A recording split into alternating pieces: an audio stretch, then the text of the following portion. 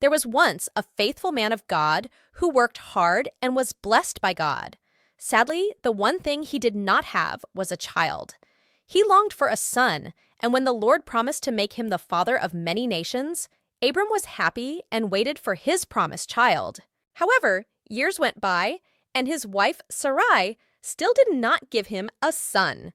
In an attempt to take things into her own hands, Sarai convinced Abram to marry her maidservant Hagar, who was from Egypt.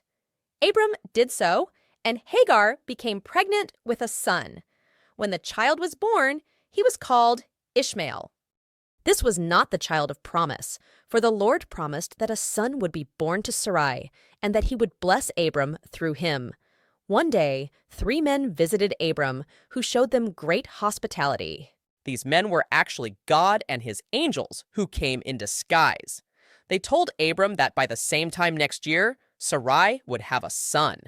Sarai laughed, as she thought she was much too old to have a child. These men were actually God and his angels who came in disguise.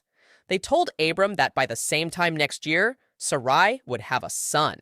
Sarai laughed, as she thought she was much too old to have a child.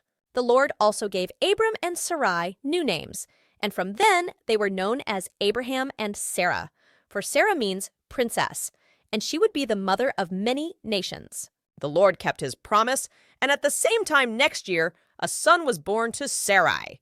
They named him Isaac, which means laughter because Sarah had laughed when she was told she would have a son. Moral: God is faithful, and he always keeps his promises.